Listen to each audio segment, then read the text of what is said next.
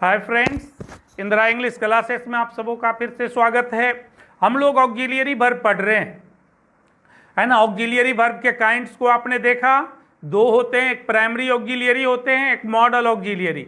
तो primary auxiliary आपने देखा, है ना। प्राइमरी ऑक्सिलियरी आपने देखा टू बी, टू डू और टू हैव। इससे पहले वाले वीडियो लेक्चर में आपने टू बी पढ़ा और टू डू पढ़ा। अब इस वीडियो में हम लोग टू हैव पढ़ेंगे, है ना।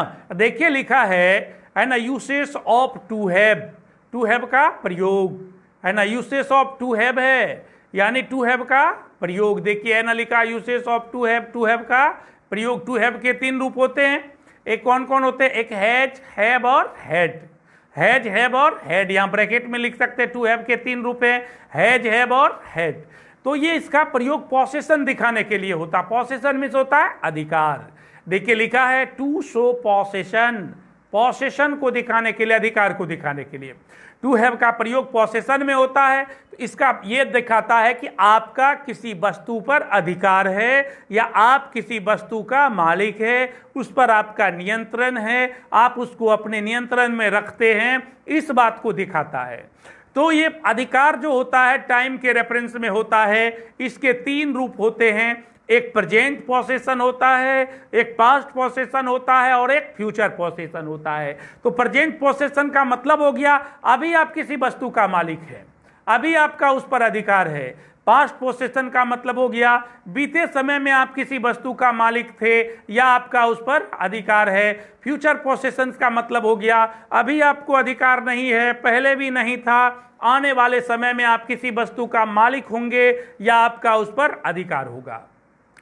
तो चलिए हम लोग देखते हैं, है ना। सबसे पहले प्रेजेंट पोसेशन, वर्तमान का अधिकार, अर्थात वर्तमान में किसी वस्तु का आप मालिक हैं। तो देखिए इसका स्ट्रक्चर होता subject plus has have plus noun. यही हैज हैव जो है दोस्तों, ये क्या है? टू हैव है। यही हैज हैव क्या है? ये टू हैव होता है। यही हैज हैव क्या है? टू हैव है। तो यह वर्तमान में आप इसका मालिक है। जिसका जो मालिक है ना, बात समझ में आ रही है? जो मालिक है वो पहले हो जाएंगे, है ना। जो मालिक है ना, जो मालिक है वह सब्जेक्ट बन जाएंगे। तब हैज हैव उसके अनुसार देना होगा, नंबर के अनुसार और पर्सन के अनुसार, तब नाउन देना है जिस पर आपका अधिकार है। जैसे आपका किसी गाय पर अधिकार है तो आप कहते हैं आई हैव अ कॉ। आपका किसी मकान पर अधिकार है, आई हैव अ हाउस। आपका किसी कलम पर अधिकार है, आई हैव अ पेन। आप किसी गाड़ी का मालिक है, आई हैव अ कार, ऐसे आप कहते हैं। सीता किसी गुड़िया की मालकिन है, सीता हैज अ डॉल कहते हैं। मोहन किसी, है ना, गाय का मालिक है, मोहन हैज अ कॉ कहते हैं। श्याम किसी भैंस का मालिक है, श्याम हैज अ बफेलो कहते हैं। इस तरह हम लोग इसका प्रयोग करते हैं। जैसे आप कहते हैं Ram has a chair, it means Ram is the owner of a chair. Ram is the owner of a chair. Ram किसी कुर्सी का क्या है? ऑनर है, मालिक है।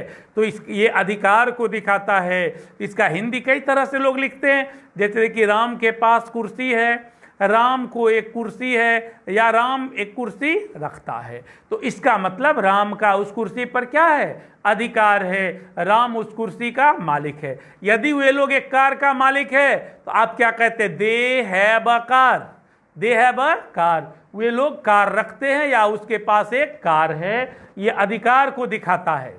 ये कौन सा अधिकार है? वर्तमान का अधिकार है। तो इस तरह वर्तमान के अधिकार को दिखाने के लिए अंग्रेजी में टू हैव का प्रयोग किया जाता है। टू हैव का रूप कौन लगता है दोस्तों? टू हैज और हैव लगता है। एग्जाम्पल में आपने देखा। चलिए इसका दूसरा यूज देखते हैं, पास्ट पोसेशन।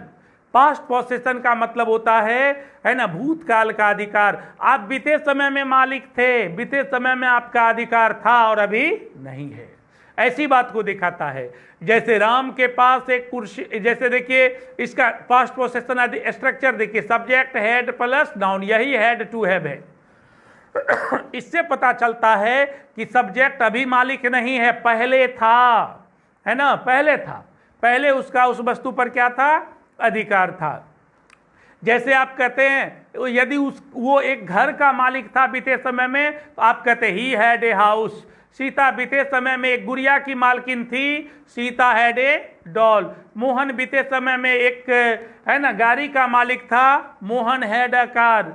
श्याम बीते समय में कुर्सी का मालिक था, श्याम हैड अ चेयर, है ना। गीता बीते समय में है ना किसी मकान की मालकिन थी, है ना, गीता हैड अ बिल्डिंग। इस तरह आप कहते हैं, हैड का प्रयोग करते हैं, इससे पता चलता है सब्जेक्ट को अभी सब्जेक्ट अभी मालिक नहीं है, पहले था। आप पहले किसी है ना किसी जमीन का किसी खेत का मालिक थे तो आई हैड अ फील्ड कहेंगे। आप बीते समय में किसी बगीचा के मालिक थे, आई हैड अ गार्डन कहेंगे। इस तरह बीते समय के अधिकार को यह दिखाता है। एग्जाम्पल भी आप देख सकते हैं, ही हैड अ हाउस, मतलब समझ गए होंगे उसके पास एक घर था, अभी है या नहीं पता नहीं, लेकिन बीते समय में वह मालिक था, है ना। उसके पास एक घर था या उसे घर था या वह एक घर रखता था, ये भूतकाल का अधिकार हुआ। सीता हैड अ डॉल, यानी बीते समय में सीता किसी गुड़िया की मालकिन थी। ये बहुत सारा एग्जाम्पल मैंने आपको बताया,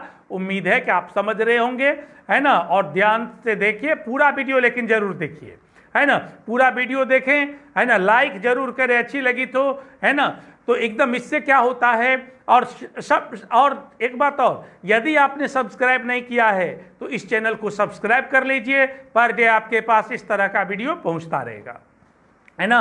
अब देखिए फ्यूचर पोसेशन, भविष्य का अधिकार, मतलब आपको अभी मालिक नहीं है, पहले भी मालिक नहीं थे, आने वाले समय में आप किसी वस्तु का मालिक होंगे, उस पर उसका अधिकार होगा। यह फ्यूचर पोसेशन होता है ना। इसका स्ट्रक्चर सब्जेक्ट होता है, शैल या विल, तब हैव, तब नाउन होता है। देखिए शैल विल के साथ हैव लगता है, यही हैव यहाँ क्या है, टू हैव का रूप होता है टू हैव का रूप होता है ना।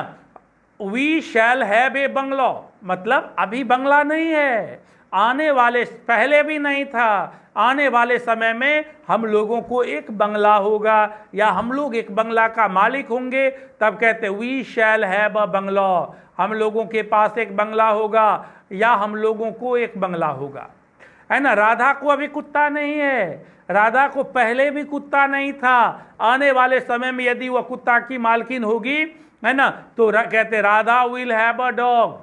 श्याम जब आने वाले समय में किसी मकान का मालिक होगा, Shyam will have a house. Sita आने वाले समय में किसी कार की मालकिन होगी, Sita will have a car. Mohan किसी आने वाले समय में किसी कुर्सी का मालिक होगा, Mohan will have a chair. ऐसे आपको शैल या विल के साथ हैव का प्रयोग करना होगा, जिससे फ्यूचर पोसेशन का बोध होता है। तो दोस्तों ये अधिकार को दिखाता है, जो पहला यूज आपने देखा। अब चलिए हम लोग आगे बढ़ते हैं। बी नंबर में देखिए, to form perfect tense, perfect tenses बनाने में यूज होता है। हिंदी में देखिए लिखा परफेक्ट टेंसेस बनाने में। तो आपको पता है दोस्तों परफेक्ट टेंस बनाने, परफेक्ट टेंस कितने होते हैं, 3 होते हैं, एक प्रेजेंट परफेक्ट, एक पास्ट परफेक्ट और एक फ्यूचर परफेक्ट। तीनों परफेक्ट टेंस बनाने में इसका प्रयोग किया जाता है, चाहे वह प्रेजेंट परफेक्ट हो, चाहे वह पास्ट परफेक्ट हो, चाहे वह फ्यूचर परफेक्ट हो, सभी परफेक्ट टेंस बनाने में इसका प्रयोग किया जाता है। आप देखिए राम हैज प्लेड क्रिकेट, यहाँ देखिए प्रेजेंट परफेक्ट है, हैज का प्रयोग हुआ, है ना। देखिए प्रेजेंट परफेक्ट में हैज का प्रयोग हुआ। दे हैड हेल्प्ड यू, ये देखिए पास्ट परफेक्ट है ना, इसमें देखिए हैड का प्रयोग हुआ, यही हैड टू हैव है। She will have written a letter, यह फ्यूचर परफेक्ट है, देखिए इसमें हैव का प्रयोग हुआ।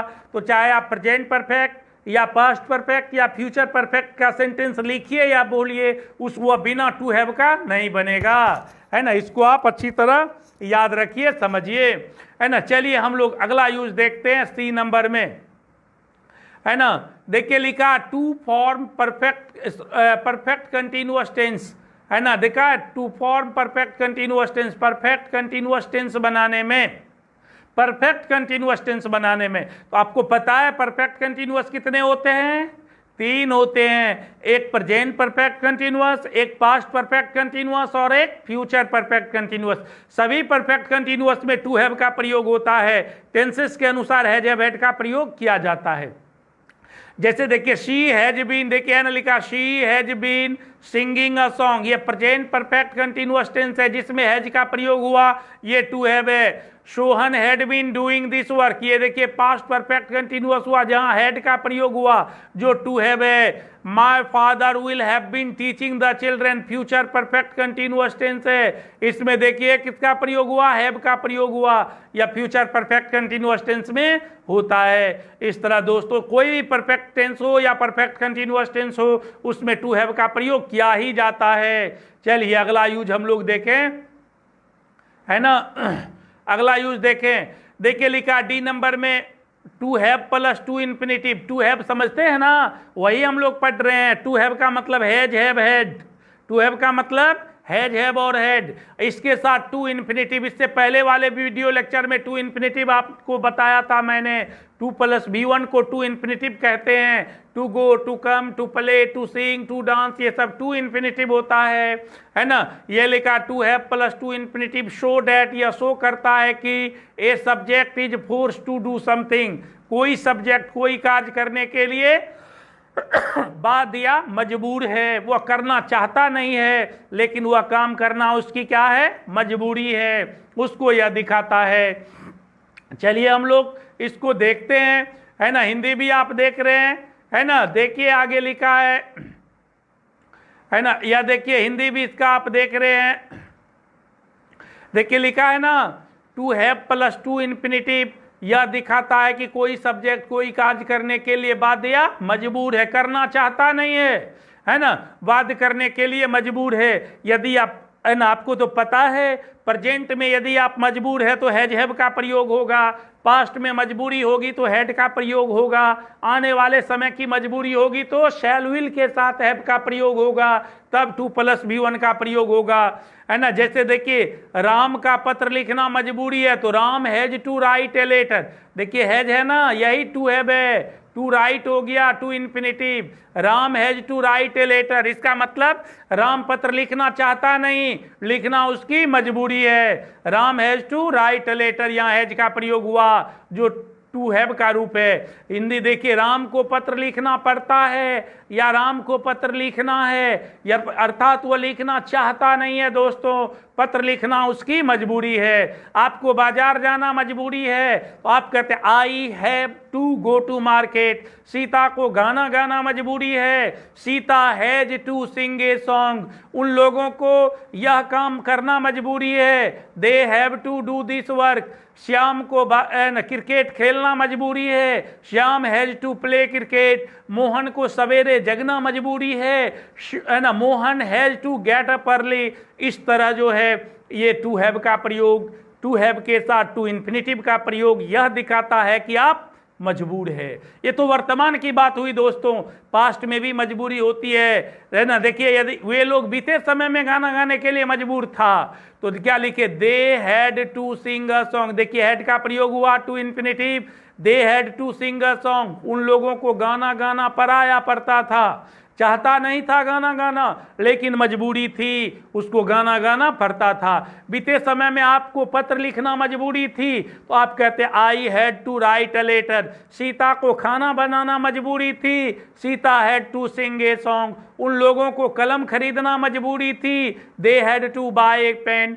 इस तरह यह भूतकाल की मजबूरी को दिखाता है ना। भविष्य की मजबूरी भी होती है दोस्तों। देखिए यह सब्जेक्ट जो है इसको भविष्य में यह काम करना मजबूरी है होगी तो he will have to do this work. Will के साथ या शैल के साथ हैव का प्रयोग तब टू डू टू इन्फिनिटिव हो जाता है। इससे पता चलता है कि सब्जेक्ट अभी मजबूर नहीं है, पहले मजबूर नहीं था, आने वाले समय में मजबूर होगा, इसको यह दिखाता है ना। यदि राम बीते समय में गाना गाने के लिए मजबूर होगा तो Ram will have to sing a song. Mohan पत्र लिखने के लिए यदि मजबूर होगा, Mohan will have to write a letter. Sita बाजार जाने के लिए मजबूर होगी, Sita will have to go to market. वे लोग क्रिकेट खेलने के लिए मजबूर होंगे, they will have to play cricket. Shyam झूठ बोलने के लिए मजबूर होगा, Shyam will have to tell a lie. तो दोस्तों इस तरह टू हैव का प्रयोग आपने देखा उम्मीद है कि यह वीडियो आपको अच्छी लगी होगी, है ना। आप पूरा वीडियो जरूर देखिए, सभी वीडियो को पूरी तरह देखिए, समझिए, है ना। अच्छी लगी तो लाइक, शेयर और सब्सक्राइब करिए, है ना। ये आपके लिए बहुत इंपॉर्टेंट है, आपके दोस्तों के लिए भी, सभी वर्ग के बच्चों के लिए, सभी, है ना, उम्र के लोगों के लिए इंपॉर्टेंट है, जो जानकारी हासिल करना चाहते हैं उसके लिए। इसलिए उम्मीद है कि आप यह वीडियो सभी को शेयर करें, है ना। मैं चाहूँगा आप यह काम जरूर करें। Thank you for watching the video.